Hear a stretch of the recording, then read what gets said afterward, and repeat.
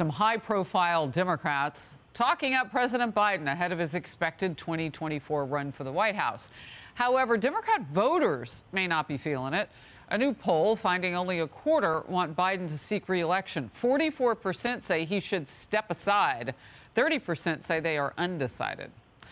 And when it comes to an alternative to Joe Biden, 51% say they have no idea. Look at those faces, though, on the screen. You know most of them. But people have no idea who should be running for president besides Biden, and they don't want him. Just 13% back Vice President Kamala Harris. Former candidates like Pete Buttigieg, Bernie Sanders don't even break 10%. Cassie Smedile, former executive director of America Rising PAC, and Desiree Tims, former Democratic congressional candidate from Ohio. Great to have you both. Cassie, why is it, do you think, that on the Democratic side, when you talk to voters, they don't want Biden and they can't think of anybody else? Yeah, I think at a bare minimum, they're saying things are not going well. And if we have any chance of getting another 4 years with a Democrat in the White House, we need to make some changes. Just personally, my family would fare better if we made some changes. But as someone who wants to support a Democrat, not me talking about the polling, that we need to make some changes because you can't give Republicans that clear line of attack. Obviously, candidates matter on both sides. But right now, whoever the Republican nominee is can clearly say, this isn't, you know, your prices are going up at the grocery store. It's too much to get a loan. Everything is going wrong right now, and there's only one guy to point to. But I think it is interesting that they can't figure out what the solution is, and maybe that's because Democrat solutions are not the answer to what ails us right now in our country. You know, why not Kamala Harris? Why doesn't she come to mind for people immediately, do you think, Desiree? I think because President Joe Biden is still president. The reality is, until he announces the will he or won't he, will continue. But we all know, and First Lady Joe Biden has already hinted that President Biden is gearing up and getting ready to run for re-election. And we know that Vice President Kamala Harris will be on the ticket with him. And President Biden's policies are popular. And once he gets out there, and once the surrogates get out there and they start talking to the Americans about $35 insulin caps, the CHIPS Act, jobs being created all around the country, people are going to vote for Joe Biden again. So, Desiree, I thought you might have started with Kamala Harris only has 36% approval rating, which is below the president's. Maybe that's why people didn't choose her. And why does he actually have to sell his economy if it's so good for people? It is a conundrum, but 20 days of him on the road. Let's see if it makes a difference. This is the sort of thing that worries Democrats. President Biden, just moments before addressing the Nashville, Tennessee elementary school shooting. Watch. My name is Joe Biden. I'm Dr. Joe Biden's husband. And I ate Jenny's ice cream, chocolate chip. I came down because I heard there was chocolate chip ice cream. By the way, I have a whole refrigerator full upstairs. You think I'm kidding? I'm not.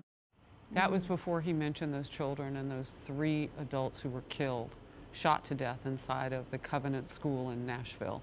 Former New Jersey Governor Chris Christie with this. To say that he misunderstood the moment would be an understatement. You know, the president is watching, you would hope, before he comes down there. And to be coming down to joking about the fact that he's Jill Biden's husband and was looking for chocolate chip ice cream is hardly the way to start it. There's no room to joke in that circumstance at all, and certainly not from the President of the United States. No room to joke, no room to choke, because that's what that looked like. Desiree, why does that happen? I wasn't in the room, so I can't speak to Do you have to the be in the room to environment see in that the the room. president started with ice cream over children killed? I don't think you have to be there. I think you could be right where you are right now. President Biden is the only person who moved on gun legislation, and it is the Republican Party that are blocking the opportunity for us to finally do something about guns. We talked about it earlier in the show. You should watch. We are still, I live in Ohio, it's Republican dominated, and I can tell you after the Dayton shooting, the Republicans here have done absolutely nothing, and we are tired of seeing our children being slaughtered by assault weapons and AR-15s in the name of the Second Amendment. It's not right. We have to do something about these guns. President we of have your to do party, something. President of the United States, but president specifically of your party, started with ice cream over anything that you said. He did get to the politics that you're talking about. But it was more important that he mentioned the name Jenny's Ice Cream, which he does a lot, by the way. A lot. It's his focal point. Cassie.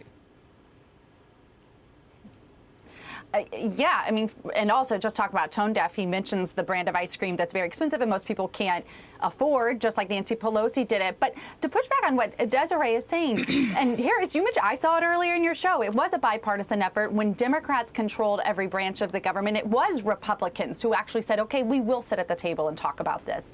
No such thing happens on the other side when Republicans say, but let's talk about this holistically. We moved here. Now you need to come and talk about the root causes of what's happening in our country that is causing the mental impact, the mental illness that people are going and doing this and creating these heinous, tragic crimes. And they won't talk about that because that would be tantamount to admitting that they have been asleep at the wheel on that.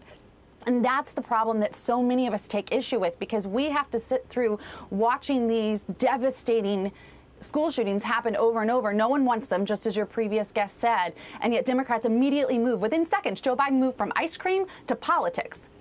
Before even mourning the death of those children and their teachers, within seconds. And that's how you know that nothing's going to happen, because they are so insistent on sticking to their political talking points. And that's what's so maddening to moms out here. Yeah.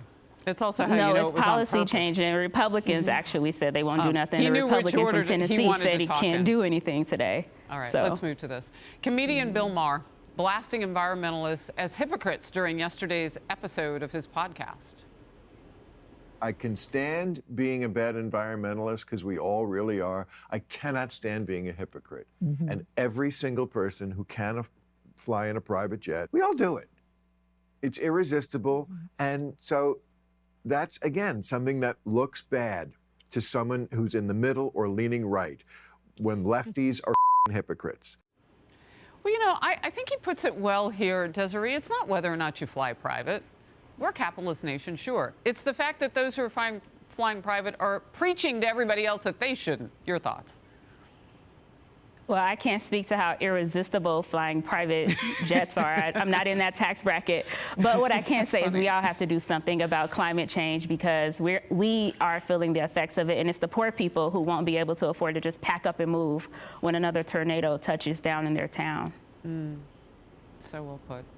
Cassie? Yeah, I agree. It's affecting the common person while the rich just continue to get richer. Look at who is benefiting from the policies that they are pushing on us. Look at what companies and governments are doing with your money. We do want free market solutions because we see the hypocrisy, and we don't, it's not that we don't want a climate solution for our future and our children's future. It's just that we don't want it thrust upon us with the only one option that benefits only one side of this, and that seems to be the rich and well-connected. Well, it's interesting to hear you both get to that point. You wouldn't know how that irresistibility about that flying would feel. But clearly they are benefiting right now and then preaching to the rest of us, environmentalists who just want us to listen and do what they tell us to do. Good to see you both. Thank you. And we'll all pray for Nashville together. I hear it in both your voices. I'm Steve Ducey. I'm Brian Kilmeade. And I'm Ainsley Earhart. And click here to subscribe to the Fox News YouTube page to catch our hottest interviews and most compelling analysis.